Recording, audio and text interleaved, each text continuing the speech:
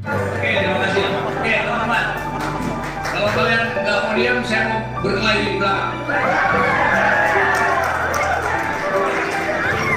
Oke. Aman ya? Semua bisa bilang ikuti ya. Oke. Boleh nggak saya dapat kepastian bahwa 12 detik setelah saya sampai di depan, tempat ini udah sunyi.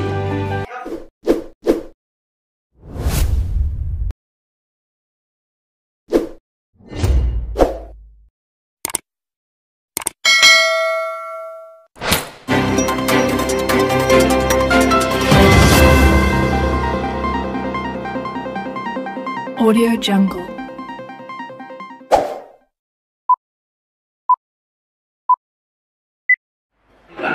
Baik, barangkali kita start dari kita start saja dulu dari Bang Rocky Gerung.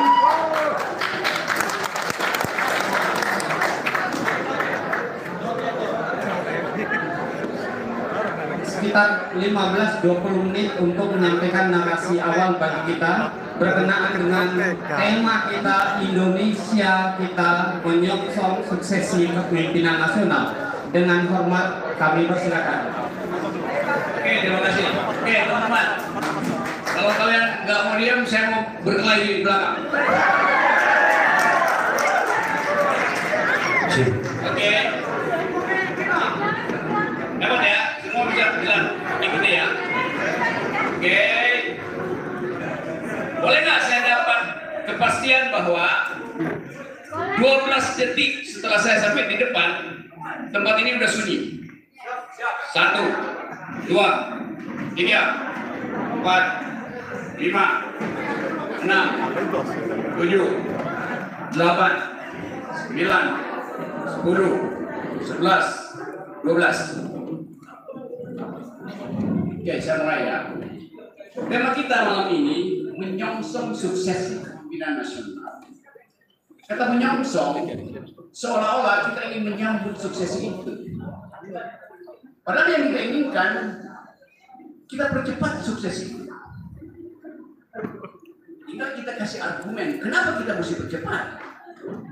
Tentu secara normatif, konstitusi kita mengatur sirkulasi elit yang kita sebut sebagai sukses itu sirkulasi elit setiap 5 tahun. Dan itu tradisi pertama untuk memastikan bahwa kekuasaan tidak boleh menetap, supaya hak saudara-saudara tidak tertunda-tunda untuk mencalonkan diri jadi presiden. Kan itu logikanya kan. Ketum HMI punya hak yang sama dengan Erick Thohir, hak yang sama dengan Sandiawan Uno, dengan AHY, dengan Ganjar, bahkan dengan Pak Jokowi. Semakin cepat sirkulasi elit, semakin mudah kita menapis kepemimpinan. Jadi perpanjangan kekuasaan itu artinya menghambat hak saudara dan hak saya untuk memimpin negeri ini. Jadi kalau disebut siapa pemimpin negeri ini, bukan mereka yang ada di daftar hasil survei, tapi kita yang berpikir tentang masa depan adalah pemimpin negeri. Sekarang kita uji aja, siapa yang mampu untuk membayangkan masa depan dalam keadaan krisis ekonomi di depan mata, krisis energi di pinggir telinga, dan krisis pangan di depan hidung. Itu soal yang pasti terjadi satu semester ini karena perang Rusia Ukraina akan jadi, bisa dipastikan akan jadi permulaan perang dunia ketiga. Karena Amerika tidak mungkin lagi menahan kemampuan ekonominya untuk diujikan di dalam perang. Kita tahu teori perang itu diselenggarakan karena krisis ekonomi. Jadi untuk membuka peluang lapangan kerja, bikin perang aja. Dengan cara itu industri militer tumbuh. Itu satu masalah. Masalah berikutnya adalah kalau kita ingin bicara demokrasi dan bahkan membicarakan kepemimpinan masa depan, kita mulai hitung dari sekarang. Sumbu kebudayaan kita cukup nggak untuk menjamin bahwa sukses itu terselenggara karena pertarungan akal pikiran, pertarungan argumen, bukan karena pertarungan sentimen.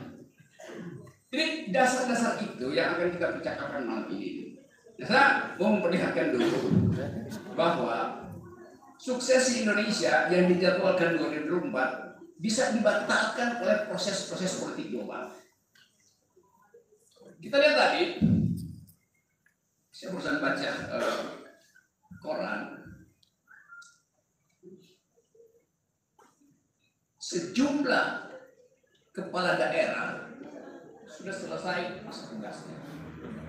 Dan itu kemudian akan berlaku prinsip kepala daerah baru tidak lagi dipilih, tetapi diangkat oleh Menteri Dalam Negeri berdasarkan persetujuan Presiden. Sekarang kita mulai bertanya, kalau pengangkatan itu dilakukan karena kedaruratan, maka kita pastikan kedaruratan itu berapa lama. Kan argumennya pemilu ditunda karena tidak mungkin melakukan pilkada secara reguler. Lalu bicara jalan keluar, itu diangkat. Oke. Sekarang kita uji dalil itu. Diangkat artinya dia tidak punya legitimasi. Seseorang yang diangkat hanya bertanggung jawab pada orang yang mengangkat. Seseorang yang dipilih dia bertanggung jawab pada pemilihnya. Prinsip itu sudah dilanggar. Satu. Tapi kita anggap oke, itu diskresi. Tapi diskresi yang 2,5 tahun itu artinya penipuan terhadap demokrasi.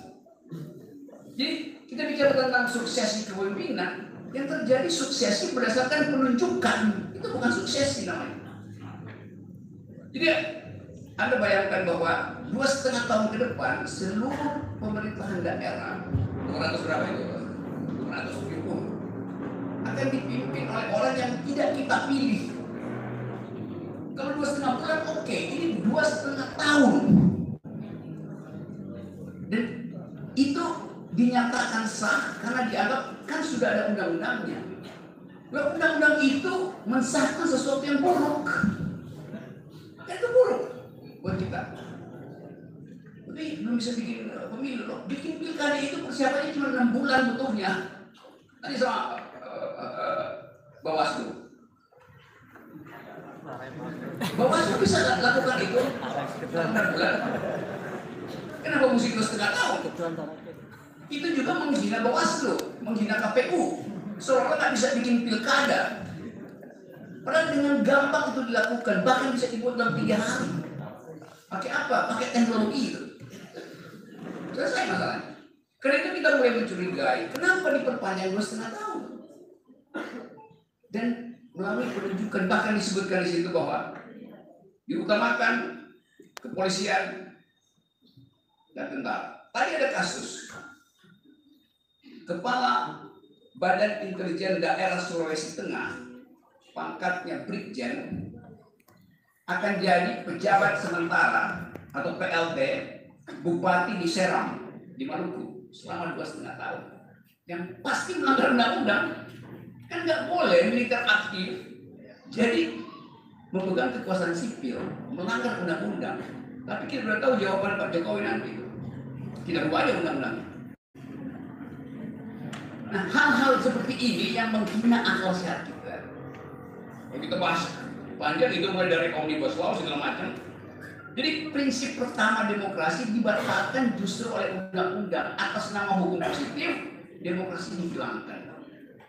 Kita bayangkan itu misalnya berlangsung 2022-2023, lalu terjadi konsolidasi kekuasaan untuk menyatakan bahwa Indonesia ada dalam keadaan darurat karena ada kekacauan, kan semua orang pasti protes. Lalu dihadirkanlah undang-undang keadaan darurat. Kita mau bayangkan yang buruk. Kedaruratan itu diperpanjang. Karena itu atas dasar itu kekuasaan presiden juga harus diperpanjang. Nah, akal-akalan begini yang harus diperhatikan oleh teman-teman HMI dan ormas yang lain atau masyarakat umum intinya. Kan kita nggak mungkin mengasuransikan demokrasi pada mereka yang tidak kita pilih. Jadi kalau ada perkataan ini memperpanjang oligarki pasti. Nah, karena itu saya menganggap bahwa dari Bima kita mesti mulai mengawasi kekuasaan dengan kapasitas intelektual. Minimal itu, maksimal dengan kapasitas demo.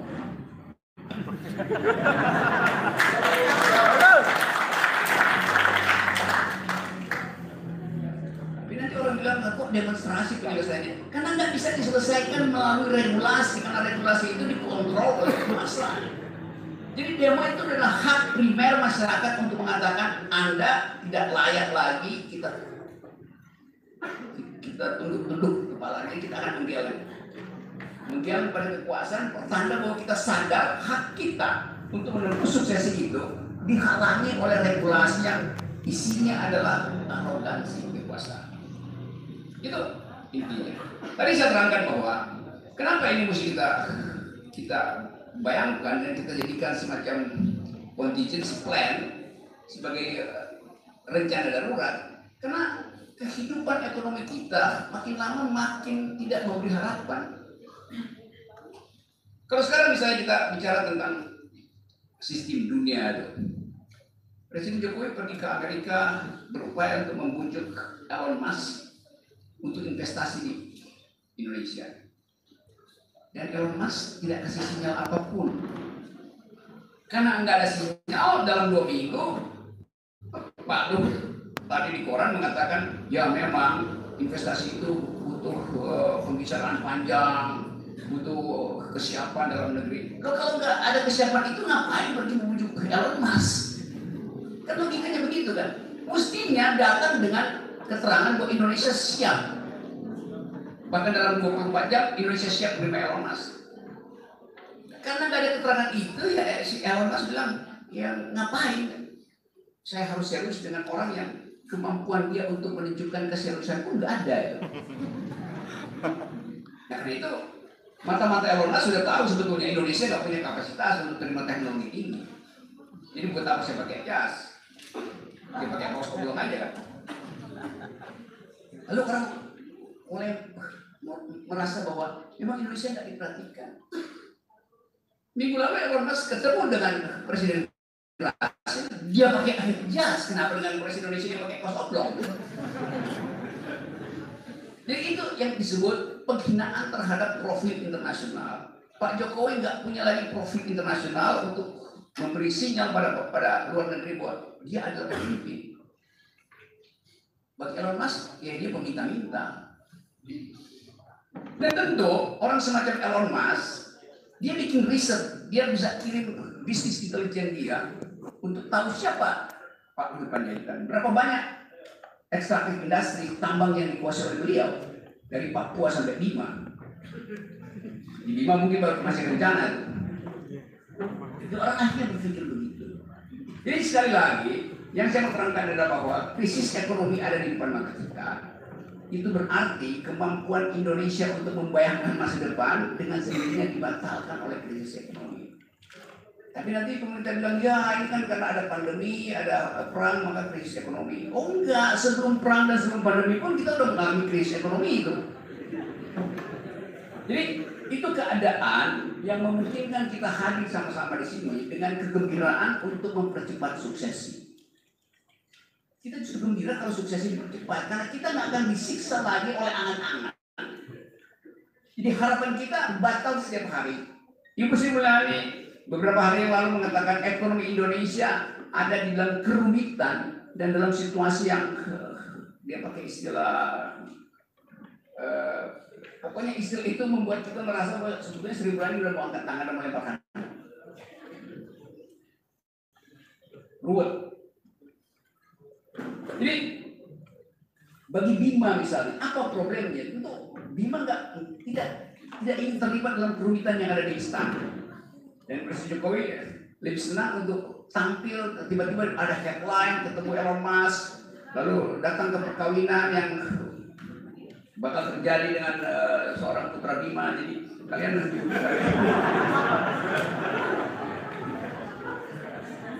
Nah teman-teman semua, ini problem kita. Kita mau pastikan bahwa bangsa ini bisa berjalan lebih cepat di garis lurus demokrasi. Nah, penghalang-penghalang itu yang mau kita bicarakan hari ini. Kenapa suksesnya akan terhalang? Pertama karena arogansi kekuasaan.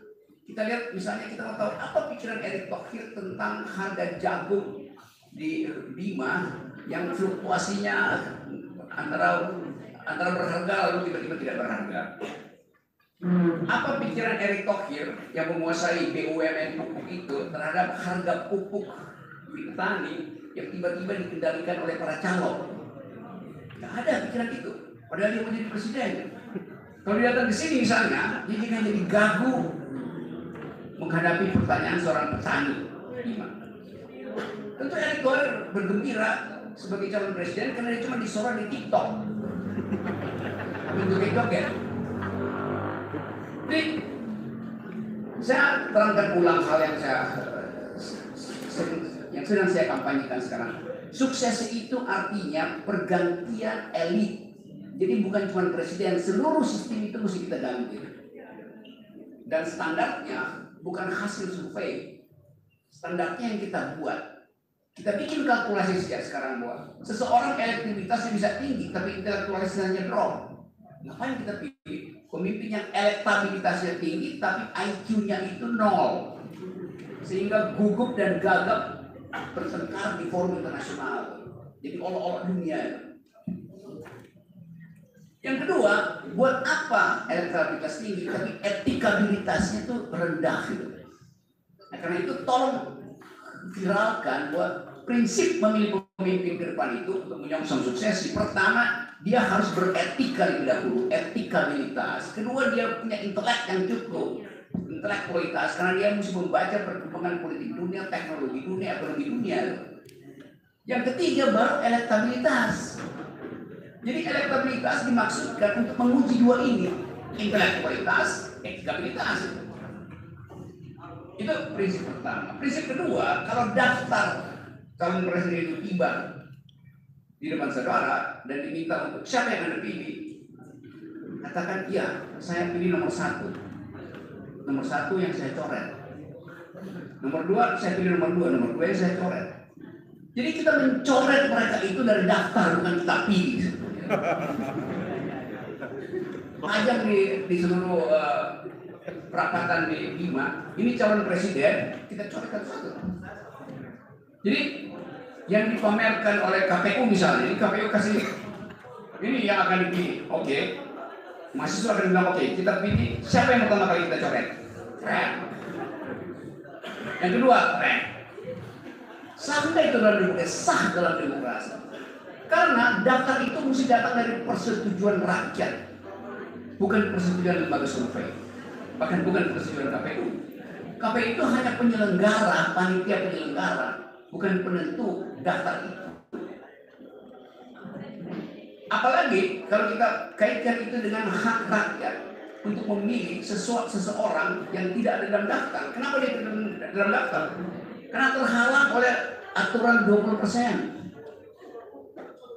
Kan itu intinya kan.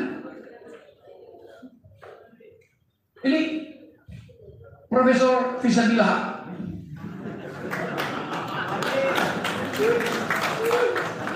Kemarin dia berdebat dengan saya. Dan bagi saya, hasil perdebatan dia dengan saya lebih bermutu dari kampanye Ganjar Pranowo. Tapi dia nggak mungkin mencalonkan diri karena nggak ada tiket 20%.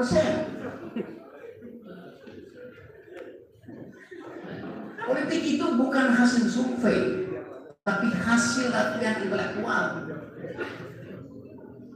Jadi kita lihat baliho ada di mana-mana, mulai dari semua ketua partai, Caimin, Ganjar, siapa lagi itu, Erick, segala macam. Balihonya besar, tapi kita nggak tahu apa pikirannya. Balihonya yang besar, pikirannya kecil. Karena nggak berani tampil di depan HMI, tampil di depan ormas untuk bertengkar tentang kebijakan.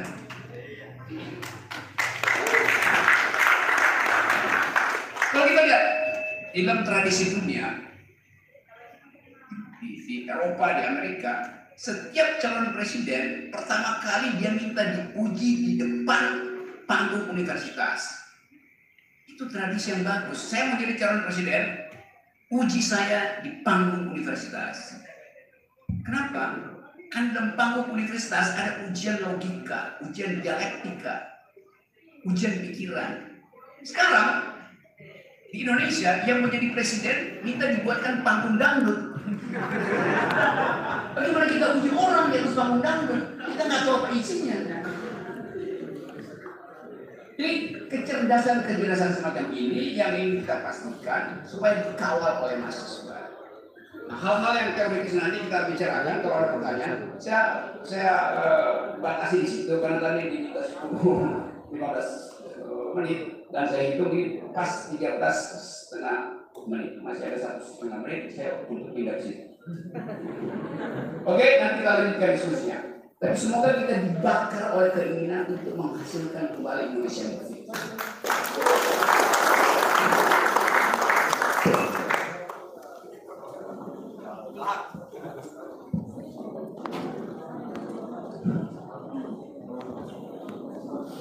Baik, cukup menarik, bergigi, sepertinya daging semua ya. Apa yang disampaikan tadi, bahwa yang pokok tadi adalah berkenaan dengan menyongsong kepimpinan adalah hubungannya dengan sirkulasi. Dan hal ini mengingatkan saya pada diskusi beberapa waktu lalu sebelum saya alihkan mic ke samping saya. Jadi ada beberapa gelombang sirkulasi elit di negeri ini sejauh yang saya tahu. Pertama adalah ditandai dengan gelombang pertama sirkulasi elit yang disebut dengan intelektual pemikir. Di sana ada Natsir, ada Soekarno, ada Hatta, ada Agus Salim, dan beberapa pemikir lainnya. Kemudian pada gelombang berikutnya ternyata justru lahir gelombang militer ideologis elit kita. Di sana ada Nasution, ada Harto, dan yang lainnya. Kemudian yang terakhir adalah gelombang teknokrat pengusaha seperti mungkin yang kita rasakan hari ini.